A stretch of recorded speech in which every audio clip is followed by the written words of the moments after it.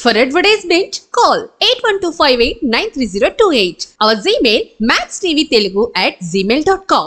Hi hello నమస్తే welcome back to Max TV. నేను మీ శ్రావ్స్. ప్రెసెంట్ మనతో పాటు ఉన్నారు certified yoga and dietitian doctor Nandita గారు. మరి మేడంతో మాట్లాడదాం. నమస్తే మేడం. నమస్తే. ఎలా ఉన్నారు? Good, thank you. మీరు? నేను కూడా బాగున్నాను మేడం. మేడం, యాక్చువల్లీ అసలు గట్ అంటే ఏంటి మేడం? గట్ హెల్దీగా ఉండాలంటే ఏం చేయాలి? ఎలాంటి ఫుడ్స్ తీసుకోవాలి మేడం? ఓకే, అసలు గట్ అంటే ఏంటంటే మన డైజెస్టివ్ ట్రాక్లో మౌత్ నుంచి యానస్ వరకు ఎండ్ అవుతుంది. దాంట్లో మన లార్జ్ అండ్ స్మాల్ ఇంటెస్టైన్ రెండింటిని కలిపి గట్ అని అంటాం అనమాట.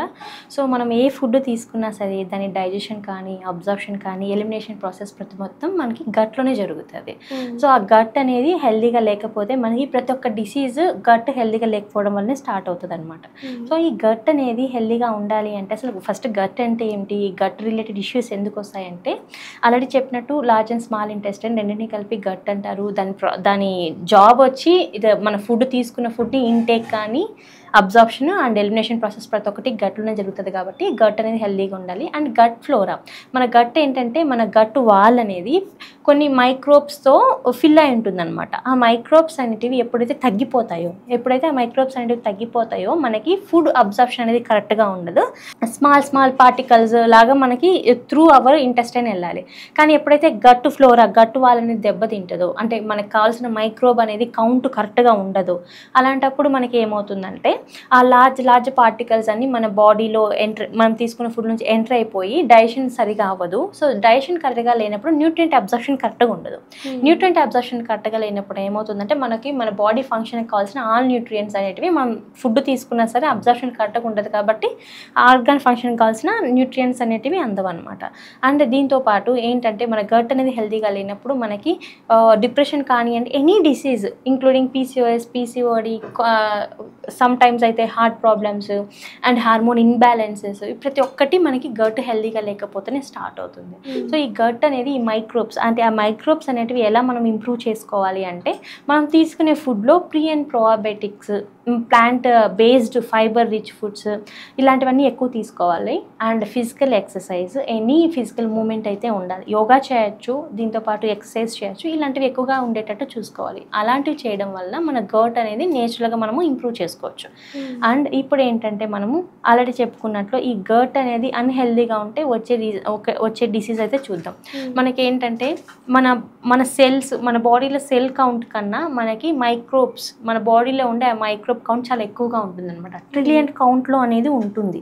సో మనకి ఏంటి, మన మౌత్లో కొన్ని మైక్రోబ్స్ ఉంటాయి అండ్ వజైనా ఇలాంటి వాటిలో మైక్రోబ్స్ అనేటివి ఉంటాయి. కానీ కంపేర్ టు దట్ పార్ట్ మనకి ఏంటంటే మన ఇంటెస్టైన్లో ఉండే మైక్రోబ్ కౌంట్ చాలా ఎక్కువగా ఉంటుంది అనమాట. ట్రిలియన్ కౌంట్లో ఉంటుంది. సో ఆ మైక్రోబ్స్ అనేటివి మనకు వాళ్ళలాగా ప్రొటెక్ట్ చేసి మన ఇంటెస్టైన్ని మనం తీసుకునే ప్రతి ఒక్క ఫుడ్ అబ్జార్ప్షన్ కరెక్ట్గా ఉండి హార్మోన్స్ ప్రొడక్షన్ కరెక్ట్గా ఉంటుంది. ఫర్ ఎగ్జాంపుల్ మనకి డిప్రెషన్, కొంతమంది ఇప్పుడు టీనేజ్లో చూస్తూ ఉంటాం. టీనేజ్ అనే కాదు, డిప్రెషన్ కానీ స్ట్రెస్ కానీ ఎక్కువ అయిపోతున్నాయి. మెయిన్ కాజ్ ఏంటంటే మన హార్మోన్స్, మనకు కావాల్సిన హార్మోన్స్ కరెక్ట్గా రిలీజ్ అవ్వకపోవడం. అలాంటి హార్మోన్స్ అన్ని డోపమైన్ కానివ్వండి, సెరటోనిన్ అని ఇలాంటి హార్మోన్స్ అన్ని మనకి ఇంటెస్టైన్లోనే ప్రొడ్యూస్ అవుతాయి అనమాట. అండ్ కొన్ని మెయిన్ మైక్రోన్యూట్రియంట్స్ అంటే వైటమిన్ B12 కావచ్చు, వైటమిన్ E కావచ్చు, వైటమిన్ K, ఇవన్నీ మనకి మన ఇంటెస్టైన్లో నేచురల్గా ప్రొడ్యూస్ అవుతాయి. సో ఇవన్నీ మనకి ఆ గట్ అనేది హెల్దీగా లేనప్పుడు ప్రొడక్షన్ తగ్గిపోతుంది. అండ్ మనం ఎంత వైటమిన్ B12 తీసుకున్నా సరే వైటమిన్ B12 డెఫిషియన్సీ ఎందుకు వస్తుందంటే అబ్జార్ప్షన్ కరెక్ట్గా లేకపోవడం. అండ్ చాలామంది నాన్ వెజ్ తింటూ ఉంటారు, but vitamin B12 deficiency suffer అవుతుంటూ ఉంటారు. దానికి కారణం ఏంటంటే అబ్జార్ప్షన్ సరిగా లేకపోవడం. అబ్జార్ప్షన్ కరెక్ట్గా ఉండాలంటే మన గట్ అనేది హెల్దీగా ఉండాలి. సో ఇప్పుడు మనం మన గట్ మైక్రోబ్ అనేటివి ఎలా ఇంప్రూవ్ చేసుకోవాలంటే ఆల్రెడీ ఎక్స్ప్లెయిన్ చేసినట్టు ప్రీ అండ్ ప్రోబయోటిక్స్ తీసుకోవాలి. అండ్ ఆ గట్ అనేది ఎందుకు డ్యామేజ్ అవుతుందో చూద్దాం. సో మనం తీసుకునే ఫుడ్లో మన బాడీకి కావాల్సిన ఫైబర్ మనం సరిగా తీసుకోకపోయినా, అంటే మనం తీసుకునే ఫుడ్లో సరిగా ఫైబర్ లేకపోయినా, అండ్ మనం తీసుకునే ఫుడ్లో జంక్ అంటే రిఫైన్డ్ మైదా, రిఫైన్డ్ ఫ్లవర్, ఏదైనా సరే రిఫైన్డ్ ప్రోడక్ట్స్ మనం యూస్ చేయడం వలన, ఎగ్జాంపుల్ బేకరీ ఐటమ్స్ కానివ్వండి, చీప్స్ కానివ్వండి, cool drinks and preservative foods, any coloured preservative foods, ఇవన్నీ మనం తీసుకోవడం వల్ల ఏమవుతుందంటే మన గట్ ఫ్లోర్ అనేది దెబ్బతింటుంది. ఇవన్నీ ఏంటంటే నేచురల్గా మన గట్ మైక్రోబ్ని ఆల్మోస్ట్ చంపేస్తుంది అనమాట. చాలా వరకు మనకి హెల్దీ గట్ మైక్రోబ్ అనేది చనిపోతుంది. చనిపోయిన తర్వాత అన్హెల్దీ అనేటివి స్టార్ట్ అవుతాయి. ఈ గట్ హెల్త్ అనేది ఇంటెస్టైన్, ఈ గట్ గట్ హెల్త్ అనేది ఒక్కొక్క పర్సన్కి ఒక్కొక్క విధంగా ఉంటుంది. జీన్స్ని బట్టి కూడా మన గట్ హెల్త్ డిపెండ్ అయ్యే ఉంటుంది అనమాట. కొంతమందికి చూసుకున్నాం మనం ఎంత తిన్నా ఫిట్గానే ఉంటారు, డైజెషన్ ప్రాబ్లం ఉండదు, మేబీ వాళ్ళ జీన్స్ వల్ల కావచ్చు. కానీ మన ఫుడ్ హ్యాబిట్స్ కూడా కరెక్ట్గా లేకపోతే ఆ హెల్దీ జీన్స్ కూడా తగ్గిపోతుంది. ఇంకొకటి ఏంటంటే మనకి హెల్దీ జీన్స్ని మనము ఫర్ ఎగ్జాంపుల్ మన ఆస్తిని మనం ఎలా ప్రొటెక్ట్ చేసుకుంటామో మన జీన్స్, మన ఇంటెస్టైన్, మన గట్ హెల్త్ని కూడా మనం అలా ప్రొటెక్ట్ చేసుకుంటేనే ఫ్యూచర్ అంటే మన కిడ్స్కి కానీ ఎవరికైనా సరే ఫ్యూచర్ జనరేషన్కి కూడా ఆ గట్ని మనం అలా మైక్రోబ్స్ని, హెల్తీ మైక్రోబ్స్ని అలా ఇచ్చి అలా ఒక జీన్స్ లాగా వస్తుంది అనమాట. సో అలా కూడా రావడానికి ఛాన్స్ ఉంటుంది. కాబట్టి ఈ గట్ అనేది హెల్తీగా ఉండాలి. ఎస్పెషలీ ఎనీ రిఫైన్డ్ మైదా ఏంటంటే మనకు మైదా ప్రొడక్ట్స్ తీసుకుంటే దాంట్లో మనకు కావాల్సినంత ఫైబర్ ఉండదు అండ్ న్యూట్రియంట్స్ ఎక్కువగా ఉండవు. అదేంటంటే మన గట్ వాల్ని కంప్లీట్గా డిస్టర్బ్ చేస్తుంది అనమాట. గట్ వాల్ని డిస్టర్బ్ చేసి మనం గట్ని డిసీజ్డ్గా చేస్తుంది. కాబట్టి ఇవన్నీ మనం తగ్గించుకోవాలంటే ఫస్ట్ రిఫైన్డ్ ఇవన్నీ తగ్గించి ప్రీ అండ్ ప్రోబయోటిక్స్. ప్రీ అంటే మనకి ఏంటంటే ఆల్రెడీ చెప్పినట్టు plant based fibres. Plant based fibre అంటే మనం తీసుకునే డైట్లో ఎక్కువగా ప్లాంట్ రిచ్ ఫుడ్స్ ఉండాలి. సో ప్రతి ఒక్క మీల్కి మనము వెజిటేబుల్స్ కానివ్వండి, గ్రీన్ లీఫ్ వెజిటేబుల్స్ ఇలాంటివి యాడ్ చేసుకుంటూ వస్తే మన బాడీకి కావాల్సిన ఫైబర్ వస్తుంది. అడల్ట్కి అయితే మనకి fibre 36 to 38 grams of fibre ఒక డేకి మనకు అవసరం. సో అంత ఫైబర్ తీసుకోకపోతే కాన్స్టిపేషన్ స్టార్ట్ అవుతుంది. So fibre, plant based fibre తీసుకోవడం వలన మన గట్లో ఉండే మైక్రోబ్ నేచురల్గా మనము ఇంప్రూవ్ చేసుకోవచ్చు. అండ్ దీంతోపాటు ప్రోబయోటిక్స్ అంటే మనకు కర్డ్ వస్తుంది, అండ్ ప్రోబయోటిక్స్ అంటే కర్డ్ వస్తుంది, మనకి ప్రీబయోటిక్స్ అంటే ఆర్గానిక్ హనీ కూడా వస్తుంది. ఇలాంటివి మనం ఎక్కువగా ఇంక్లూడ్ చేసుకోవాలి. అండ్ ఫెర్మెంటెడ్ ఫుడ్ అంటే మనకు మన పెద్దవాళ్ళు ఎక్కువగా చేసే పచ్చళ్ళు అంటారు కదా, అల్లం పచ్చడి కానీ, ఇవి ప్రాసెస్ డిఫరెంట్గా ఉంటుంది. ఇప్పుడు దొరికేది కాదు, ఎండలో ఎండ పెడతారు, నువ్వుల నూనెలో వేస్తారు కదా, అలాంటి ఫ్రెష్ పికిల్ కూడా మంచి ప్రీబయోటిక్. అది కూడా మనం తీసుకోవచ్చు, కానీ ఎక్సెస్ అమౌంట్ కాదు. జస్ట్ మనం కర్డ్ రైస్ ఇలా తీసుకున్నప్పుడు కొద్దిగా యాడ్ చేసుకోవచ్చు. అది కూడా మన గట్ ఫ్లోరాకి మంచిది. అండ్ ఎనీ ఫెర్మెంటెడ్ ఓట్స్ తీసుకోవచ్చు, ఫెర్మెంటెడ్ రాగి తీసుకోవచ్చు. అండ్ చెద్దన్నం అంటారు పెద్దలు. ఆ చెద్దన్నం అంటే చాలా హెల్దీ. నైట్ మనము అన్నంలో పెరుగేసేసి కొద్దిగా వాటర్ వేసేసి నైట్ అంతా సోక్ చేసి మనం పొద్దున్న ఇడ్లీ, దోశ అంటే వీటికన్నా సరే అది హెల్దీ ఆప్షన్ అని చెప్పచ్చు. అంటే క్వాంటిటీ కొద్దిగా మెజర్ చేసుకోవాలి. ఎక్కువ తీసుకున్నాం కొద్దిగా లావ్ అయ్యే ఛాన్సెస్ ఉంటుంది. కాబట్టి క్వాంటిటీ అనేది మెజర్ చేసుకుంటే అది కూడా మనకి మంచి బ్రేక్ఫాస్ట్ అని చెప్పచ్చు. అది మన గట్ని ఇంప్రూవ్ చేస్తుంది, మన గట్ ఫ్లోరాని ఇంప్రూవ్ చేసి మన గట్ హెల్త్ని ఇంప్రూవ్ చేస్తుంది. కాబట్టి మనం అవి కూడా ఇంక్లూడ్ చేసుకోవచ్చు. మేడం, ఇప్పుడు మీరు చెప్పారు కదా ఫెర్మెంటెడ్ రైస్ అనేది, అది డైలీ మార్నింగ్ తీసుకోవడం వల్ల కొంతమంది బాగా ఉబ్బిపోతారు కదా.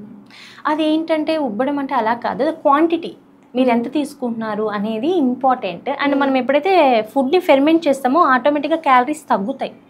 క్యాలరీస్ అంటే తగ్గుతాయి, అంత ప్రాబ్లం ఏమి ఉండదు. బట్ క్వాంటిటీ ఏంటంటే జస్ట్ 1 cup 130 grams అలా తీసుకుంటే మనకి ఏం కాదు. అయినా డైలీ వీక్లీ 3 అలా తీసుకోవచ్చు. ఇంకొక రోజు ఫెర్మెంటెడ్ ఓట్స్ అలా తీసుకోవచ్చు, ఫెర్మెంటెడ్ రాగి చావా తీసుకోవచ్చు ఇలా. ఎందుకంటే మనకి ప్రీ అండ్ ప్రోబయోటిక్ ఒక్కొక్క పర్సన్కి ఒక్కో విధంగా ఉంటుంది. అండ్ ఇడ్లీ, దోశ ఇలాంటివి దాంట్లో కూడా మనం రిఫైన్డ్ ఎక్కువ వాడతాం కదా, రిఫైన్డ్ రైస్ వాడతాం, రిఫైన్డ్ దాల్ వాడతాం. అండ్ హీటింగ్ ప్రాసెస్లో కూడా అంత మంచి ప్రాసెస్ కాదు అది. అండ్ మనం అబ్జర్వ్ చేసినట్లయితే ఇడ్లీ, దోశ తిన్న వాళ్ళకి కూడా గ్యాస్ట్రిక్, ఎసిడిటీ, బ్లోటింగ్ ఇలాంటివన్నీ వస్తున్నాయి. ఎప్పుడైతే మన గట్ అనేది హెల్దీగా ఉండదో మనకి వచ్చే మెయిన్ సిమ్టమ్స్ ఏంటంటే gastric, acidity, bloating. So gastric ఉన్నప్పుడు మనకి ఏమవుతుందంటే హెవీనెస్ వస్తుంది. ఎసిడిటీ ఉన్నప్పుడు బర్నింగ్ సెన్సేషన్ డెఫినెట్లీ వస్తుంది. ఎసిడిటీతో ఎక్కువ సఫర్ అయ్యే వాళ్ళు వెయిట్ లాస్ కూడా అవ్వలేరు. వెయిట్ లాస్ అవ్వడానికి కూడా చాలా కష్టం అవుతుంది. అండ్ బ్లోటింగ్, కొద్దిగా తిన్న బ్లోట్ అయిపోతుంది. ఇవన్నీ ఏంటంటే common symptoms of unhealthy gut. మనకి గట్ కరెక్ట్గా లేదు అన్నప్పుడు ఫస్ట్ సిమ్టమ్స్ ఇలా స్టార్ట్ అవుతాయి. అవి మనం నెగ్లెక్ట్ చేసేసరికి ఆ సిమ్టమ్స్ ఎక్కువ అవుతాయి. హార్మోన్ ఇన్బ్యాలెన్స్ రావచ్చు. సర్టెన్ టైప్ ఆఫ్ క్యాన్సర్స్ కూడా మన గట్ కరెక్ట్గా ఉంటే మనము కంట్రోల్ చేయొచ్చు, మనం ప్రొటెక్ట్ చేసుకోవచ్చు అనమాట, ప్రివెంట్ చేయొచ్చు some type of cancers. And few type of cancers కూడా మనకి గట్ కరెక్ట్గా లేకపోవడం వల్ల స్టార్ట్ అవుతున్నాయి. సో ప్రతి ఒక్క దానికి ఎనీహౌ మన హెల్త్ కరెక్ట్గా ఉండాలి. మనము మన థాట్ ప్రాసెస్ కానీ మన ఆలోచన విధానం ప్రతి ఒక్కటి ఒక్కటి కరెక్ట్గా ఉండాలి, మనం హెల్దీగా ఉండాలి అండ్ మనం తీసుకునే ప్రతి ఒక్క ఫుడ్ న్యూట్రియంట్ అబ్జర్షన్ మన బాడీలో కరెక్ట్గా ఉండాలి అంటే ఈ గట్ అనేది హెల్దీగా ఉండాలి. ఈ గట్ అనేది హెల్దీగా లేకపోతే మనకి 80 to 90% ప్రతి ఒక్క డిసీజు అన్హెల్దీ గట్ వల్ల స్టార్ట్ అవుతుంది. So any disease root cause is unhealthy gut. కాబట్టి మనం గట్ అనేది హెల్దీగా ఉండేటట్టు చూసుకోవాలి. ఏదంటే ఇర్రెస్పెక్ట్ ఆఫ్ ఏజ్తో సంబంధం లేకుండా చిన్నపిల్లల నుంచి పెద్దవాళ్ళ వరకు అందరికీ గట్ ఇష్యూస్ వస్తున్నాయి. ఎందుకు వస్తున్నాయి అంటే maybe food habits, main food habits, lack of exercise and yoga. మనకి ఏంటంటే పెద్దవాళ్ళు ఎప్పటి నుంచో యోగా చేయడం వల్ల మనకి అన్లిమిటెడ్ హెల్త్ బెనిఫిట్స్ అయితే వస్తాయన్నమాట. మన గట్ హెల్త్ ఇంప్రూవ్ అవుతుంది అండ్ సైకలాజికల్గా, ఎమోషనల్గా ఫిట్ ఉండడానికి, ఫిజికల్గా ఫిట్ ఉండడానికి ప్రతి ఒక్క దానికి యోగా కూడా హెల్ప్ అవుతుంది. సో మన లైఫ్ స్టైల్ చేంజెస్ మనం చేసుకోవడం ద్వారా, మనం తీసుకునే ఫుడ్లో మోడిఫికేషన్స్ చేసుకొని హెల్తీ ఆప్షన్స్ చూస్ చేసుకోవడం ద్వారా మనము మన గట్ హెల్త్ అనేది ఇంప్రూవ్ చేసుకోవచ్చు అనమాట. సో గట్ ఎంత హెల్తీగా ఉంటే డిసీజెస్ రాకుండా ప్రివెంట్ చేసుకోవచ్చు. ఎస్, గట్ హెల్త్ గురించి చాలా బాగా చెప్పారు madam. Thank you so much. Thank you.